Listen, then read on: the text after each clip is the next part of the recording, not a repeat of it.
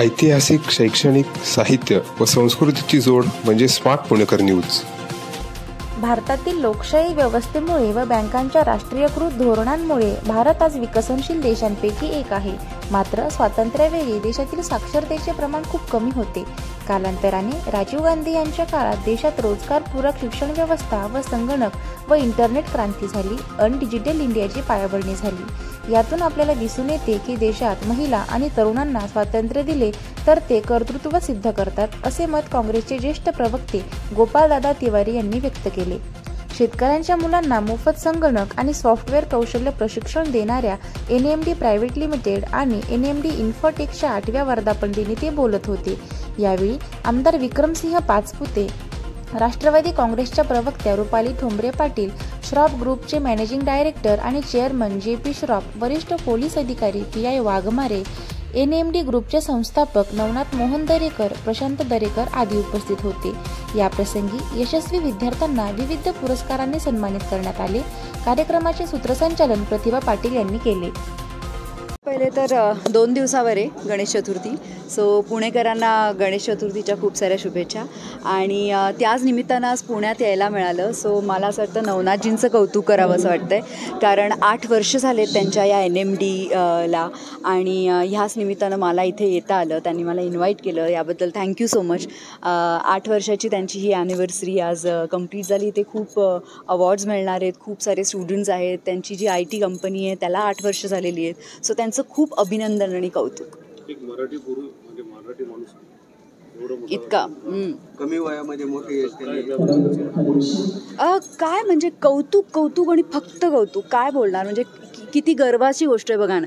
आपण जेव्हा सांगतो, तुम्ही जेव्हा प्रश्न विचारला त्याच्यातच आलं की एक मराठी माणूस वयाच्या 31व्या वर्षाला इतक्या मोठ्या कंपनीचं ते सर्व आहे ॲक्च्युली. आणि त्यांनी ही कंपनीची सुरुवात 8 वर्ष आधी केली होती आणि आज एवढी मोठी ही त्यांची कंपनी, त्यांचं इन्स्टिट्यूट म्हणा, त्यांच्या इथे काम करणारी लोकं म्हणा, हे बघून फक्त आणि फक्त कौतुक.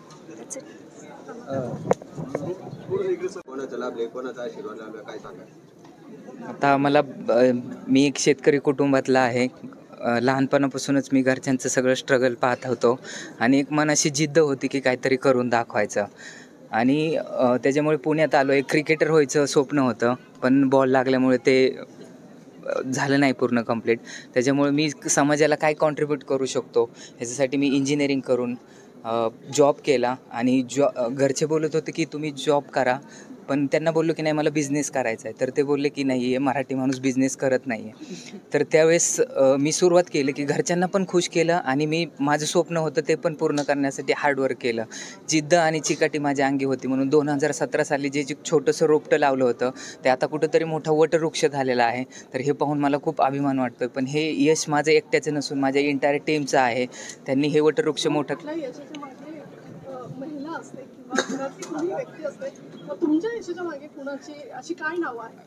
माझ्या मावशी असतील, त्यांनी खूप चांगलं मला डिरेक्शन दिलं. आणि माझे आईवडील असतील, त्यांच्याकडून मला वेळोवेळी प्रेरणा भेटत गेली. आणि समाजासाठी काहीतरी करायचं म्हणून मी खूप साऱ्या शेतकरी बॅकग्राऊंडमधून असलेल्या विद्यार्थ्यांसाठी फ्री ऑफ कॉस्ट एज्युकेशन केलं. आणि 5000 विद्यार्थ्यांना ट्रेनिंग देऊन 2000+ विद्यार्थी आज MNC कंपनीमध्ये काम करतात.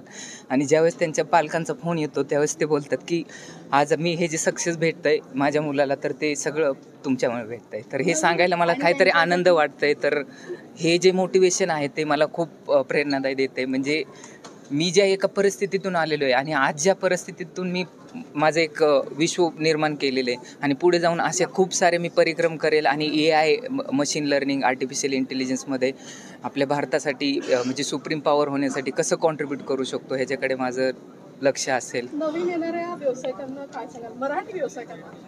आता मी थोडं मार्केट रिसर्च आणि कॉम्पिटिटर ॲनालिसिस केलं तर मराठी उद्योजक खूप कमी भेटले. कारण जर बिझनेसचे पिलर म्हटलं तर marketing, finance, HR, people handling skill, ह्या ज्या गोष्टी असतात ना, हे मराठी माणसांमध्ये कमी असतात. आणि कॅल्क्युलेटर रिस्क घ्यायला तो घाबरतो. आणि घरून पण मराठी माणसांना सपोर्ट केलं नाही जात. त्यांना वाटतं की जॉब केलं म्हणजे आपलं करिअर खूप चांगलं होईल.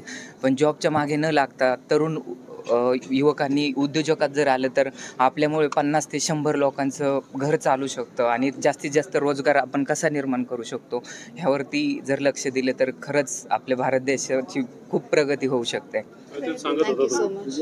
तुम्ही काहीतरी सांगत होता. नाही मी विसरले. लहानपणी पुस्तकं वाचायचो मराठीतली. APJ अब्दुल कलाम सर असतील किंवा मग लोकमान्य टिळकांचं मी आसूड पुस्तक वाटलं होतं. त्याच्यामध्ये एक वाक्य होतं की माझ्या अंगावरती जरी आभाळ जरी कोसळलं तरी त्या कोसळलेल्या आभाळावरती पुन्हा एकदा पाय रोवून उभं राहण्याची हिंमत माझ्यामध्ये आहे. तर ज्यावेळेस मला कधीतरी अडथळा निर्माण होतो किंवा मी खूप अप्स अँड डाऊन्स पाहिले, ज्यावेळेस माझ्याकडे संकट येतं त्यावेळेस मला हा डायलॉग आवडतो आणि मी तो परत वारंवार रिपीट करतो. आणि डायरेक्शन, डिसिप्लिन, डेडिकेशन आणि डिटर्मिनेशन ह्या गोष्टीमुळेच मी आज हे सगळं करू शकतो. आणि त्याच्यासाठी मला टीमची खूप साथ लागली आणि बाकीचे जे लोक असतील त्यांचं पण खूप त्यांनी कोऑपरेटिव्ह केलं. थँक्यू. सांस्कृतिक राजधानी पुणे शहरात औद्योगिक नगरी, विद्येचं माहेरघर ते शैक्षणिक हब अशा या पुण्यनगरीमध्ये श्रीगोंदा येथील एक तरुण आपली स्वप्न उराशी बाळगून या पुणे शहरात येतो.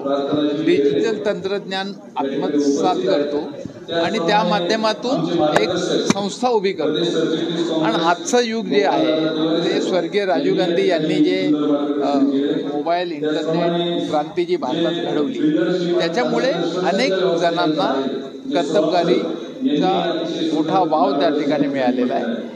एक काळ होता की संगणकाला विरोध देखील झाला या देशामध्ये, परंतु इंटरनेट आणि संगणकामुळे अनेक रोजगार पण मिळू शकतो, उभा करू शकतो. आणि शेवटी लोकशाही व्यवस्थेमध्ये लोकांचं, नागरिकांचं जीवन सुकर करणं ते आधुनिक तंत्रज्ञानानं ते अधिक सक्षम करणं हाच एक उद्देश आहे. आणि लोकशाही प्रक्रियेमध्ये विकसनशील भारतामध्ये हे साध्य झालं. हे सरकारची काही अनुकूल धोरणं, बँकांचं राष्ट्रीयकरण, लोकाभिमुख बँकांची भूमिका, त्यामुळे सर्वसामान्य शेतकरी कुटुंबातील माणसाचा कर्तृत्वाने त्याला सगळ्या चारी दिशा मोकळ्या आहेत आणि तो आपलं कर्तृत्व सिद्ध करू शकतो. आणि त्याच्यातनंच एक नवनाथ मोहन दरेकर यांनी NMDचं विश्व साकार केलं आहे आणि या विश्वातनं अनेक जणांना रोजगार देण्याचं त्यांनी चांगलं मोठं काम केलं आहे. आज त्याचं कौतुक देखील करतो आणि NMDला मी मनापासून शुभेच्छा देतो.